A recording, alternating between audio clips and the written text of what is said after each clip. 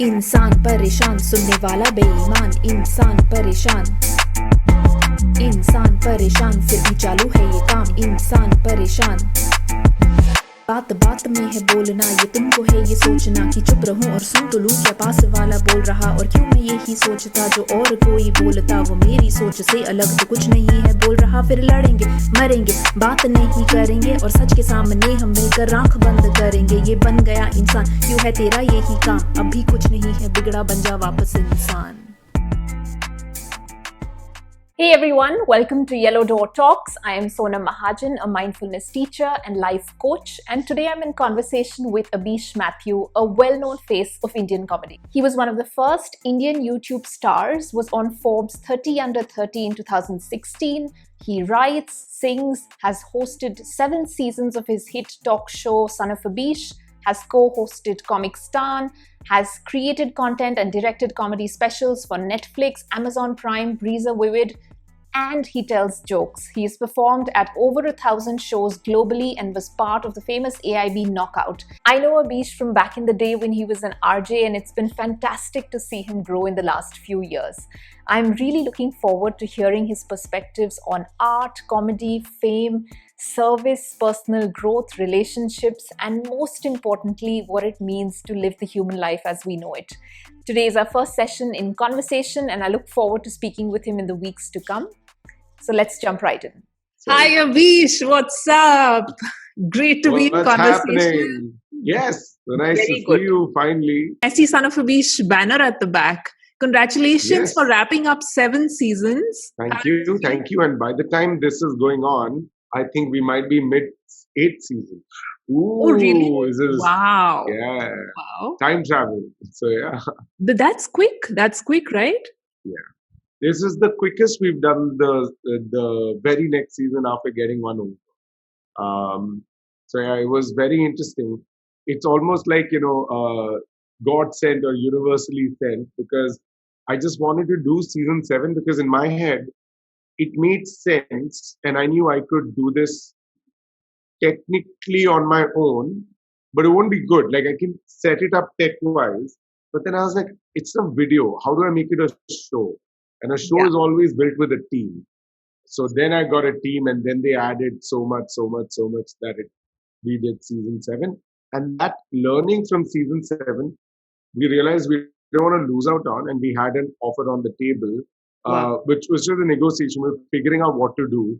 And we said that this 7th season that we've done, can we do this and mix the previous 6 seasons and create a new season? So, for Okay. example, Netflix's YouTube channel is where season 8 is on. Technically, before COVID, we were talking about season 7 to be this show with Netflix. COVID happened, but I was like, I should not stop. So I did mine, 7. Now we're doing ours, which is 8. Awesome. That sounds exciting. And how is it though? It's pretty different, right? You usually you guys have a set, you have the guests come in, then you have a live audience, and there's that human interaction. You're sharing that space and energy, and then now you moved it online. So how did you what was that experience like, building that human connection online? That human connection online is where season 7 came into the picture. Yeah, correct. Because human connection is happening nowadays over like video conferencing calls or audio calls or something. Human connection has always figured its way through letters. Basically, letters and audio just bring distances closer. Earlier, you could just talk to each other. So then, if you're already doing so many Zoom calls and all, so the entertainment on Zoom call is where it's more potent. So think about it this way. All Zoom entertainment shows are now happening almost like let's go for a show. It's 10 p.m. We should have watch something while we're having dinner. Let's watch something live. So then they watch it live and they're eating and they're drinking. Everyone's having a gala time. So that has given it a more deeper audience connection. Because earlier when audiences sit ahead, there's a lot of veneration and adulation towards the person on stage, just merely because they're on stage, clothes, mic, all of that. Yeah. And then it's a little like it's like riding a roller coaster where you feel very excited, but you could be spoken to at any time in a live show. Yeah. That in a digital show, except that now they're equals because my mic isn't louder than them. So to speak to them, empower them, but also tell them respect the show. It's not about me. It's about the guests who are coming. That kind of a ethics training up 30 minutes while doing comedy always moistens the audience into like smoother, like moistens, like it's like a grease in an engine. So they get the physics of the shows. We laugh at this, and we our idea is to enjoy and have a good time, not like judge whether this is going to be interesting or Yeah, absolutely. And, if it meets that, whether it's online or and we've all had to adapt, right? So, yeah, we're doing the best that we can. And it's great to see season 8 is on its way. yeah, and also look at you, the adaptation of doing this, and now you're doing like a series and a show itself is like testimony to the fact that adaptation where you're like how do we evolve. So I mean, like, if anything I should be saying that back to you, like you're doing it as well. The only Thank you. I would say it's tougher for you because you're doing it for the first time trying to figure a few things out. I have got so many seasons that even if I come back from amnesia, I just have to look at the season and say, how do I do it better? So you're creating a format. I am just adding another element to a format that I'm. You're being modest, Abish. No, but thank you so much for doing this and encouraging me in this journey. We go a long way back.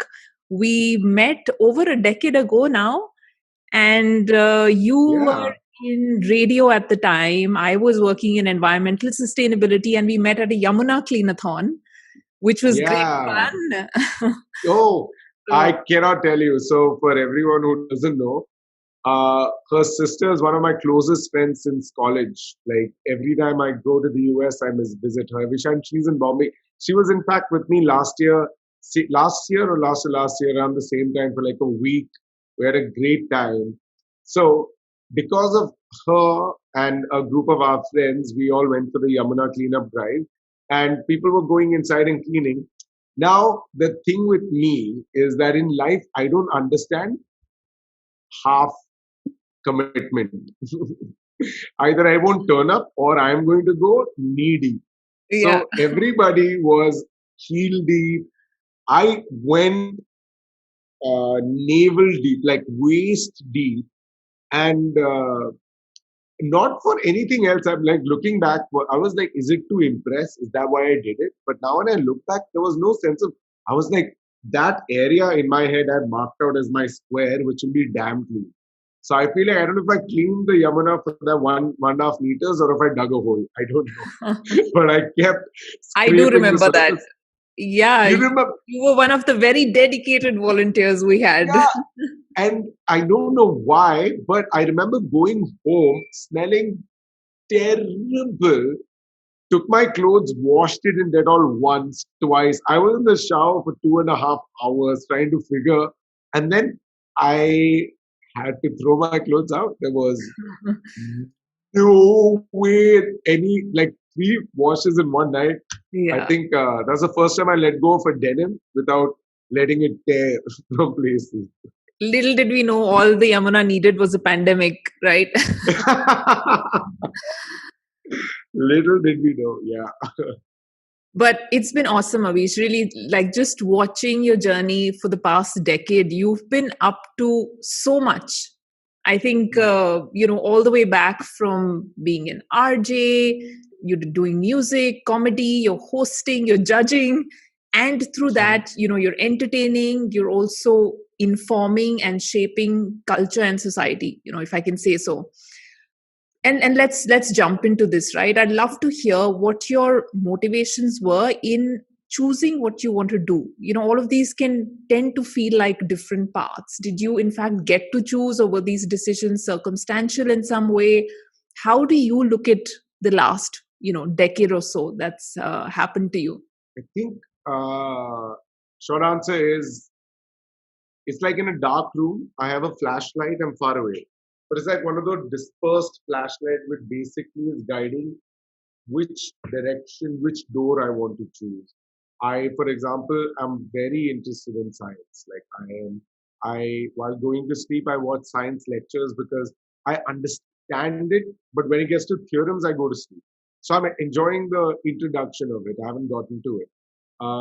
Should I take science? Oh, I really like philosophy and like existentialism and like like internal human journey as well. So should I flash it there? Like all of these were areas of interest. But the one area of interest that peaked the most for me was the ability to be on stage and entertain. So even though if you put me as a scientist, I'll be happy. You put me as a I don't know, like somebody who has to just think about a philosopher or something, I'll be very happy. But the thing that made me happiest in that was going on stage and live performance. That's when fancy dress to like music to theater to comedy to talk show came in. Because in the last decade, that hasn't changed. Even till today, Son of Abish is for a lot of people the show they watch when it comes on platforms and on YouTube. Yeah. But for me, till today, it's the live experience paramount. So when Yeah. an audience comes, they click, they listen to music, Rabish comes, and then we do an entire, even if the camera calls cut, I still talk to them, keep them warm. Then the show gets over, I say bye bye. Now the responsibility of the team is to take that footage and edit it into something entertaining and cohesive. So that's what 7 seasons of this show has taken. Yeah. But I don't let go of the live human interaction. So that's been consistent for the decade. That is the only log line I would say hasn't changed. Because when you said what all has changed, there is so much. So I thought I might as well tell you the only thing that hasn't changed is this. And have you thought about why that is? What inspires you about entertaining? I think I mean through therapy there are a couple of theories. Obviously we don't know. It's like a Venn diagram of different things. Uh, I think the basic instinct is twofold. One is validation when you entertain someone, like in a room. You're the personality type like popular sanguine, so you just go and you entertain everybody, and everyone's like having a great time. You let them go. The bad part about that is you sometimes upstage the event itself. So that in my life happened very early on when I was a kid. So I was able to share limelight. Then I realized that my responsibility is I know I'm good. What else can I shine that light on? Because I'll be able to articulate what they are not able to or whatever. So that came at a young age. So I really like doing it. That's first fold. But the second main fold why comedy as a comedy or stage or art as a journey is because I've seen this my dad do it every time there's a tense situation in the family room or collectively, he will insert a bad joke or a very proverbial one liner which is meant to be hilarious to diffuse the situation. So as kids, we used to all the cousins used to meet every weekend. So all the uncles and aunties are drinking and talking, and kids are going mad. So I've seen my dad do that too many times. And so when you see a room where a lot of tension builds up because there's some egos that are clashing, here comes like my dad or my personality to diffuse it and put them down. But if it's coming from the bottom up, they both will hit at you. But the objective of doing, my dad is the senior most in the family. So when he does that, everyone is relaxed. So then I realize my job on stage is the same. I am my dad on stage. Everyone else is the family member who's nervous whether this show is going to be good, not going to be good. The person next to me, will my cab come in time? What my dad will say, what is going on? I wanted to come here. Let's see. My job is for them to be here. Forget about everything. Have a good time. Figure your cab ride towards the end of the show. So that is something that I think the two main reasons why I enjoy entertaining. I love entertaining and making people laugh. Yeah. And has that perspective evolved? You just described perhaps the validation early on, and then kind of seeing the purpose or the impact that people get to experience when you do what you do best. So did that evolve? And perhaps this could be proportions of it. Maybe validation was a lot more important. It is still there somewhere, but maybe not as much. Like, how do you look at that? That's actually, it's like ability to, in retrospect, quantify how much over the time it changed. it has evolved for sure. What was meant purely for validation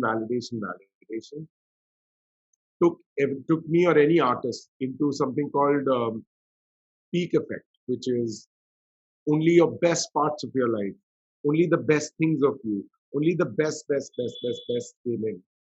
But then after some time of that validation, you start feeling like, what did I set out to do when I was young? Because you get money and you get popularity. Like I have both. I don't have it as much as somebody big. I won't have it as much as someone starting new. But I am grateful to the fact that yes, people do know me. For the fact that if you have chosen me to speak to you about this, I must have done something as well. And similarly for any other show. So I'm not the one major change that I've accepted that I have enough from what I had when I was much younger. This is good. So it is a constant change. I don't think I've put my beat on it yet, like in retrospect, like what as such. But that's why that answer I'm not able to. That's why I give you the idea of like in retrospect, I'll be able to quantify. I don't think I've done that yet, but might be able to look into it. Ask again, maybe. I know. If I'm you sure find something interesting, there, maybe dig into it. yeah, and the fact that you brought it up, it seems like there's been some bits of perspective shifts around it, and the more you do it, you seek a different purpose and a deeper meaning to the stuff that you do, and it's an ever evolving journey. You bringing out some notes. Yeah, I'm basically just. Sometimes I feel like if my words will fail, I might be able to just put it down and show. Is what I meant. That's why I'm taking down notes. I'm like, okay, if I'm not able to express it, then I might just draw and show it to you. Sounds good. Okay, let's take a step back, and I see even this is creativity in some way. What is creativity for you, Abish? It's a term that's so broadly used. Being creativity, it's used as a noun, adjective, verb. How do you look at it, experience it? Creativity is at the basic level is problem solving. Whether the problem is externally provided and you solve it, or it's an internal problem you have created that you need to solve, is creativity. For example, you're feeling something inside you, you don't know what to do. You pick up a guitar and you're just playing and you're just like putting something in. The attempt of creating art is creativity. It doesn't mean what comes out of it has got to be art or presentable. Just creativity, 90% needs to be an inward journey. One nugget that comes out of all of that is what you present to the world. So that's how I always consider. That's why Son of Abish is seasonal, because you want to internalize it, see and make it better. Otherwise, if you're doing everything regularly, then it's about regularity and not about creativity. And in this digital world, I think we've all figured regularity is the key to success, but everyone's forgotten that key to success is not necessarily key to art. There's so many artists out there who are so undiscovered because every artist gets so involved in our own art network. So for me, creativity is problem solving. So for now, when I work with the music industry, when I work with comedy industry, when I work with like an app industry or someone else, that is so creative because I'm able to figure like, oh, what can I do with you? What can I do? Yeah. That excitement in creativity is what keeps me going and want to do more. So creativity is problem solving, your own creative problem. I want to create a show done from home. Come, do. Now my brain will be like, So small idea will come. Then drinking coffee, small idea will come. Then another small ideas will start populating. When these ideas start connecting in different formulation combinations, yes, no, yes, no, yes, no.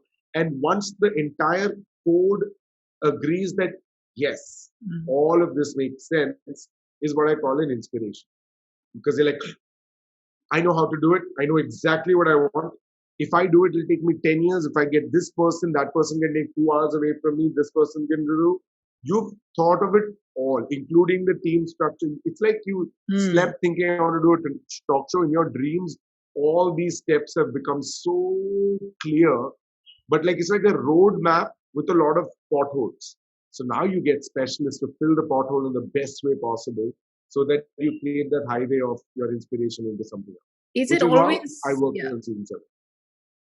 Thank you. No, thank you for describing that. It's not always easy to explain, what happens in the head and all these connections, joining the dots. Um, but does it always happen this way for you, or have you, found it to be overwhelming at times? How do you manage It's that? a little sad because earlier I used to work out of imposter syndrome because I didn't know what I was doing. I don't know why I'm successful. I'm not even that funny. I just have a talk show. Anyone can have a talk show. Hosting, that's not a skill. Going on stage and cracking a joke, little tough, but I'm confident I can get a laugh. I might not be able to write the smartest joke. Music, good, but not that good. There's so many, the council of conscious thought is there always debating, slowing down your process because you are being careful. That is obviously there to stop you from going forward. But to do is the only way to make that counsel be like, okay, stop overthinking. Just think towards taking it in this direction. So Yeah. every time I do it, it's not the case. Season 7 was that inspiration that happened. Sometimes it's the deadline. Yeah. So when you have a deadline, then you're forced to create. And that also is good because the two ways of creativity, according to me, and this is not a legit study, I have no idea. One is when you're crunched in deadline, you have to squeeze out because the deadline is there. All the right enzymes, all the right hormones, all the right neurons are connecting. You have to blurt out experiences, making references that are coming together and creating a roadmap of what could be done. And you have a basic bit of an inspiration. You immediately put it down and you take it further. Then you take a breakout. It's so like high tension, high anxiety, high adrenaline creation. That's what people consider it to be like, oh, but I feel like that, much like one night stands have like a very good or a very limited amount of experience, heightened, but no account. You haven't thought of it. As opposed to the other one, where you're like, I know what do I want to do? How would I do it? How would we best do it? Forget about time, but I just want to figure how to do it. And that happens when you get bored. So bored, okay. This happens when I have no time, I have to write. That happens after you're done meditating or nothing, or not even if you don't want to meditate, just like sit, literally do nothing for 10 minutes is very inconvenient. And then what happens is, for me, I don't get ideas. I get missed out chores. I'll write that down. I won't do those things. I will write down myself a task list, which is this. When I'm meditating, I'll just open up and I'll make a square and I'll keep writing what is needed. One word. And once that is done, then you have half your ideas already printed here and the rest half marinated. Because your brain is always functioning. So are you constantly, when these ideas come about, are you thinking about the implementation of it and how viable it is? Like, how do you, because you do a ton of things, right? In parallel, you're doing so many things. But then there's the reality of life, there's time, energy constraints, business decisions need to be made. How do you process the overwhelm around ideas and balance it with the execution bit?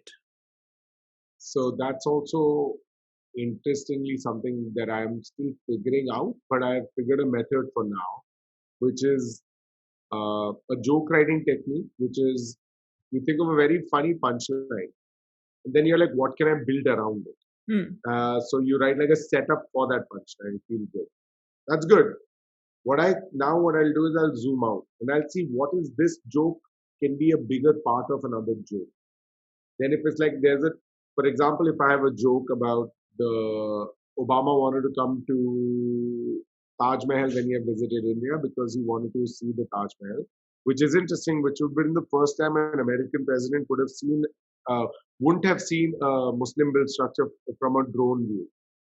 So I was like, for me, it was a good joke, political joke about Americans and their relationship with Muslim structures. That was a good joke, but what can it be part of?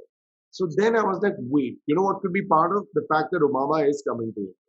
So then we spoke about what all he's coming with, like, armored car, it's the Iron Man of cars or something like that. We wrote some jokes, 1, 2, and then this.